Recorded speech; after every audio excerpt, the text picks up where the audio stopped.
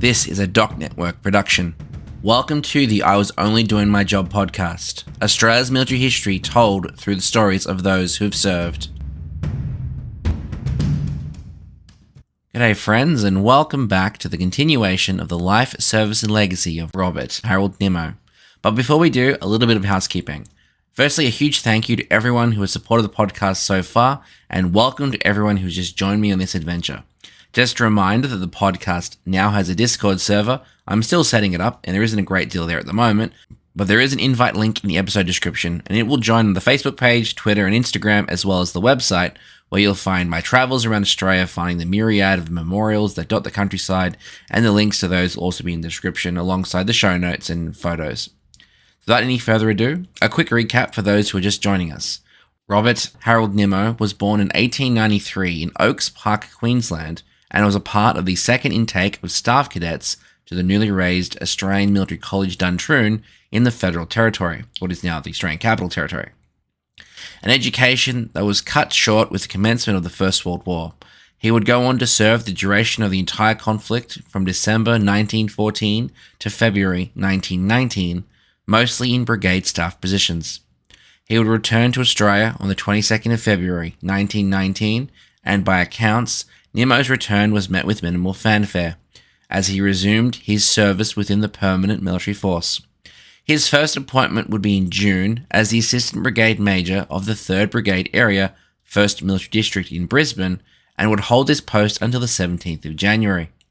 During this time, he also returned to his other passion, that of sport, regularly participating in district cricket, where, according to the results printed in the papers of the time, he did remarkably well. On the 18th of January, he reported for his new posting as a company commander at the Royal Military College Duntroon, where he would also serve as an instructor in cavalry and musketry. Considering the last time he was at Duntroon, it was as an officer cadet in an accelerated training and graduation program intended to get more officers into the Great War, the prospect of instructing the next generation of officers during a time of peace would have been a surreal experience for him. The other experience for Nimmo was that the career he had chosen was going through a state of flux. At its height, the Australian Imperial Force comprised roughly 416,000 personnel, of which 330,000 personnel were deployed overseas.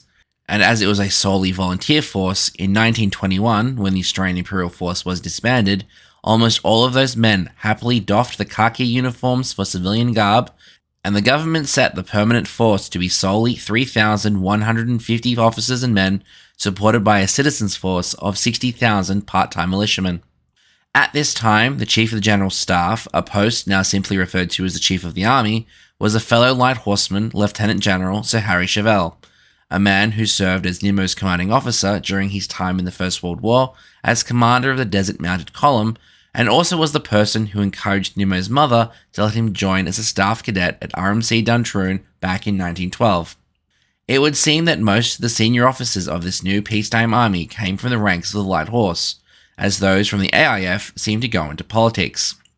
The citizens' forces would be reorganised along the lines of the AIF to maintain the legacy and battle honours of the units raised for the war to end all wars. While Nimmo was at Duntroon, the PMF was reduced once more to only 1,600 capable personnel, responsible for maintaining the 7 militia divisions, 5 infantry and 2 cavalry units of roughly 31,000 men. This was an issue that also affected David Twining, who I covered very early in Season 1, and Gwynedd Meredith, who was the first 3 episodes of this season, was that while military experience was in overabundance, positions for advancement were few and far between, with the prospect of promotion being at least a decade away for most men, if ever. The other issue Nimmo would have faced was that while he was a major and wore the insignia of one, he was paid as a captain, as successive Australian governments cut military budgets as Australia tried to rapidly return to a peacetime economy. A high point in this time of uncertainty was Nimmo's wedding to Joan Margaret Peggy Cunningham on the 25th of June 1921 at St John's Church of England, Darlinghurst, Sydney. Peggy was from the grazing family that owned Lanyon Station, Federal Capital Territory. The area where the station was located is now part of the suburb of Tuggeranong. The couple met during his time as a staff cadet and conversed during the war. They would welcome their first child, a son named James Andrew Harold Nimmo, on the 5th of July 1922. While Nimmo was busy raising a family and instructing the next generation of officers in horsemanship and musketry, he also continued his passion for sport, playing for the first territory representative cricket team in an Australia Day test against Cooma in 1923, while also playing for Duntroon. He would also wear the jersey of the college's rugby team, something he did at his time as a cadet. 1924 saw a number of changes for Nimmo. On the 24th of September, Nimmo's welcomed their second child, a daughter, Anne Lethbridge Nimmo, and at year's end, Major Nimmo packed up the family and moved to Victoria as his posting to RMC Duntroon would come to an end, and he'd be appointed to the post of Brigade Major to the militia unit, the 3rd Cavalry Brigade. For the next 12 years, Nimmo would move around the 2nd Cavalry Division, of which the 3rd Brigade was a part of, travelling around Victoria and South Australia, holding a number of different postings, namely the Brigade Major for the 3rd and 5th Cavalry Brigades, the Divisional Assistant Adjutant and Quartermaster General, as well as the Inspector General of Communications. A highlight of and his longest continuous posting during this period was the post of Aide-de-Camp to the Right Honourable William Charles Archdeacon, the Lord Huntingfield, Governor of Victoria, a post he would hold from the 15th of January 1935 to the 16th of March 1937. During this time, his sporting achievements seemed to excel well above his military ones, as he would represent Australia in hockey in 1927, 1930 and 1932, while playing hockey, rugby, cricket, tennis and polo for Victoria. In 1930, he would also be ranked the best hockey player in Victoria and was also the Australian and Victorian hockey team's chief selector. 1929 would create the next change in his career, as the Wall Street crash in August that year would severely affect Australia. As mentioned in episode 2 of this season, where I covered the Emu War, Australia, as a primary producer of wool and wheat, saw it suffer horribly during the economic collapse that followed. Despite unemployment reaching 30%, the newly elected James Scullin Labor government slashed the military budget, which included closing RMC Duntroon and moving it to Victoria Barracks in Sydney, along with closing the Royal Naval College and moving it to the Flinders Naval Depot at HMAS Cerberus, albeit temporarily. This also coincided with the suspension of the mandatory service positions of the 1903 Defence Act, though this had more to do with the sons of Great War veterans reaching the age of service and the prevailing anti-military opinion that had taken hold of Australian society at this time, that seen a plummet in men presenting for training as much as the economy, which would have affected Nimmo's work within the militia. On the 16th of March 1937, Nimmo travelled to England to attend the 54th course of the British Army's Senior Officers School, an institution established during the First World War to train senior officers in inter-service cooperation and intended for those aspiring battalion command, and would return to Australia on the 6th of June 1938. Following a period of leave, Nimmo would be attached to the 2nd Cavalry Division headquarters as a General Staff Officer, Grade 1, and would be finally promoted after 20 years to the rank of Lieutenant Colonel, which is a very long time between drinks. This was followed by a posting to the same position at the 1st Cavalry Division in Sydney from the 17th of April 1939, where he remained posted when the Second World War broke out on Father's Day in September. Now, like all other governments following the Great War, Australia had looked into the role tanks played in the modern battlefield, but at the time lacked the industrial capacity to design and build them, and such relied on the industrial powerhouses of Great Britain and the United States for material. The Australian Army, which had initially had bad experiences operating with British tanks during the Battle of Bullecourt during the Great War, had come to realise their utility after the battles of Hamel and Amiens, and the post-war period sought to build their own armoured force. Though, as the second instance of the Australian Imperial Force was raised on the 15th of September 1939, Australia had only 14 tanks in its arsenal, and most of the cavalry units were still either partly horse-mounted or were in the process of transferring to motorised transport. It would not be until July 1940, following the successes of German armoured assault over Europe, that convinced the Australian War Cabinet to actually raise an armoured division. While still attached to the 1st Cavalry Division, tragedy would strike Nimmo, as on the 10th of March, his wife Peggy would go missing, while Nimmo was in exercises in Armidale, where he, like the other senior cavalry officers, were developing the concept of a modern armoured force within the Australian Army. Her car would be found abandoned in Rose Bay Heights near what is now the Watsons Bay Naval Base. Following an extensive search in that her handbag was found at the top of the notorious ocean lookout called The Gap, a location in Sydney with a notorious history as a place well known for suicides, Joan Margaret Peggy Nimmo's body would be found that Thursday, the 14th of March 1940, at the base of the cliffs. She was 43 at the age of her death. Despite the location of her death being so closely attributed with suicide, Peggy, according to her husband, was of good health and never complained of illness, and would routinely collect native flora. In fact, the back of her car was an assortment of ferns and shrubs that grew on the bluffs above the cliff. The coroner, Mr. Edward Thompson Oram, on the 5th of April 1940, would go on to deliver an open verdict, which confirmed that the death was suspicious, but he was unable to come to a cause for a reason for it. Aside from the ferns in the car, a parcel was addressed to her son James, now 18 years old and studying in Melbourne, and a letter from her daughter Anne, who was working as a nurse at the Goulburn District Hospital, not far from where I actually live. Nimmo, who was previously on exercise in Armidale, which is close to a 6-hour drive on today's modern highway infrastructure, and would have been considerably longer back in 1940, had travelled throughout the night on the discovery of his wife's car, only to arrive hours before her body was recovered, and was understandably devastated. The Army, aware of this, and after allowing the man to grieve his wife's passing, posted him at the end of April to the position of General Staff Officer Grade 1 at Northern Command in Queensland, where he would be posted alongside fellow Staff Officer Colonel Gwynedd Purvis Wyn Aubrey Meredith. These stories keep getting connected.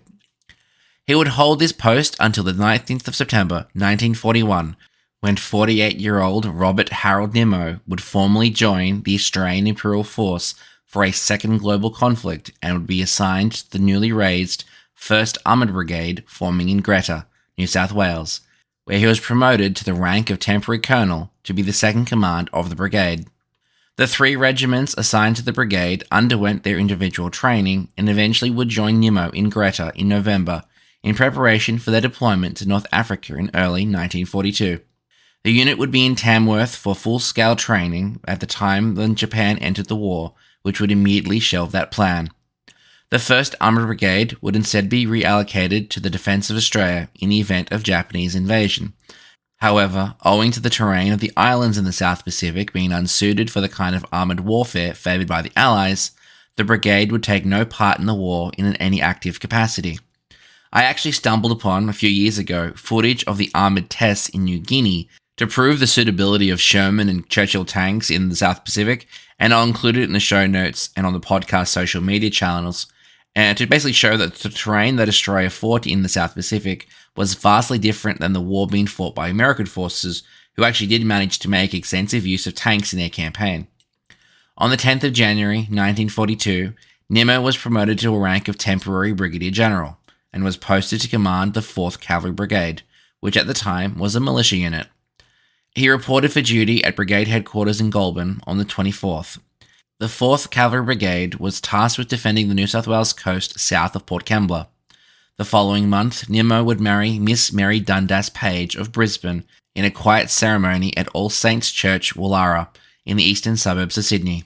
On the 29th of March, Nimmo's son James would enlist in the Royal Australian Air Force and was involved in the Empire Air Training Scheme in November. While still in command of the 4th Brigade, on the 1st of June, Nimmo would also be appointed to the post of aide-de-camp to the Governor-General of Australia, Alexander Hoare Rothman, the 1st Earl of Gowrie. His appointment to the 4th Brigade would come to an end on the 27th of July, with a brief detachment to No. 6 Royal Australian Air Force Army Corporation School in Canberra, finishing on the 3rd of August. 3 days later, he'd be assigned to the headquarters once more of the 1st Armoured Brigade, now in Western Australia. September would see Nimmo in command of the 1st Australian Motor Division in Gympie, which was a covering force on the coast from Bundaberg to Caloundra. Eventually, he would end 1942 in the headquarters of the 3rd Armoured Division. 1943 would see Nimmo once again in the General Staff of the 3rd Australian Corps, the unit responsible for the defence of Western Australia, while 1944 would see him cross the country to be posted to the staff of the 2nd Army, which was primarily responsible for fixed defences and all Allied troops stationed in New South Wales, Queensland, and Victoria. In April, Nimmo's world would be rocked once more when Pilot Officer James Andrew Harold Nimmo, pilot of Lancaster ND 420, crashed on a return flight following a mining operation off the German and Polish Baltic shores, when the aircraft was intercepted by German night fighters. Much like the death of his first wife, it appears that Nimmo faced the death of his firstborn with stoic determinism. He would stay with the Second Army until the 10th of September 1944, when he was transferred to the General Staff of Northern Territory Force, based in Darwin. He would rotate between these two forces until his appointment of Administrative Command of Northern Territory Force from the 28th of October 1944 till the 26th of February 1945, before he eventually flew to Turkana in the island of Bougainville in New Guinea on the 14th of March, where he would serve as part of the headquarters of 4th Australian Base Sub-Area. On the 23rd of April, Nimmo would welcome his third child, a daughter Catherine, who would be Mary's first.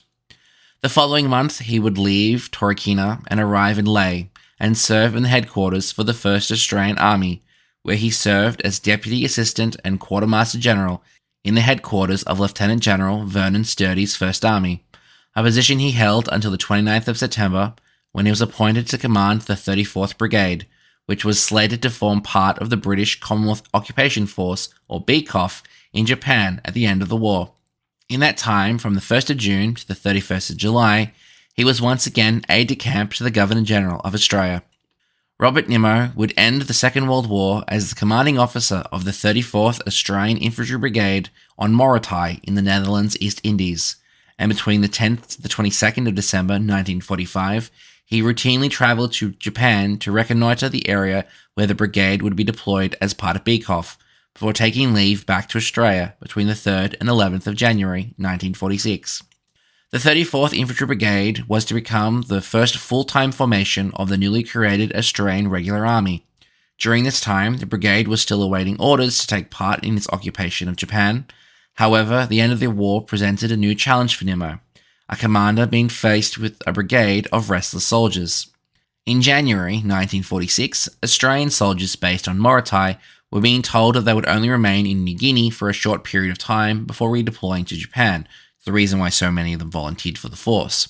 However, over the ensuing weeks of remaining on Morotai, boredom set in and rumours amongst the Australian soldiers began circulating.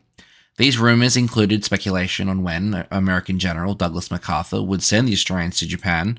Another, and more worrying rumour, was that Japanese prisoners were infected with syphilis, and this further inflamed the situation with the restless Australians, as these prisoners were known to be using the same latrines as the Australian sources. This was culminated in the Australian forces staging a mutiny parade to outline their frustrations and present their demands for a change of command. The Australian soldiers had chosen a senior non-commissioned officer to present their demands to Nimmo, and when the soldiers paraded before the headquarters, they actually discovered that Nimmo was in Australia attending meetings at the time, so the attempted mutiny was not successful. But on Nimmo's return to New Guinea, he was made aware of the discontent amongst his soldiers and informed of the parade that occurred in his absence. Nimmo expressed a grave concern in what had happened during his absence, and though what could only have been a calculating move to quickly control the threat of mutiny within his command, Nimmo summoned the senior non-commissioned officer who had led the parade, and instead of arresting the ringleaders or charging the architects for what was essentially a mutiny, Nimmo showed the leadership that would serve him in the future. As the non-commissioned officer who led the parade said, "I'd never seen him before, but the moment I clapped eyes on him, I knew that all would be well. Humanity and intelligence," his face said. Blue eyes, brown face, white hair, quiet and unhurried confidence in his tone, he discarded preamble and launched into the business at hand. The NCO proceeded to inform Nimmo of his personal concerns, as much as anyone else in his command, by the conditions faced by the Australian soldiers on Morotai, in addition to the rumours that were circulating about the future of the brigade. The NCO further explained that he had in fact been approached by other soldiers to lead the parade to Nimmo's headquarters, and had explained to Nimmo himself that he had settled down to protest pending his return to his command. Again, in the NCO's own words, "I didn't know what to expect, but you could have knocked me over with a feather when Nimmo agreed with me. I was even more surprised that he thanked me for what I had done. On the other hand, I wasn't at all surprised to be among the assembled lesser brass in the opening gambit, soared up with all the verve of a lead balloon."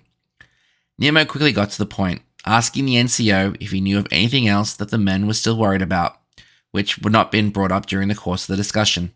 The NCO raised the concern that Japanese prisoners were using the Australian soldiers' latrines and the fact that the soldiers did not like it.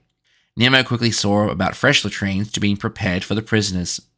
He subsequently mentioned to the NCO on his departure that in the future, if he had something that he believed should be discussed, that he should not worry about the usual channels and report it directly to him about the problems.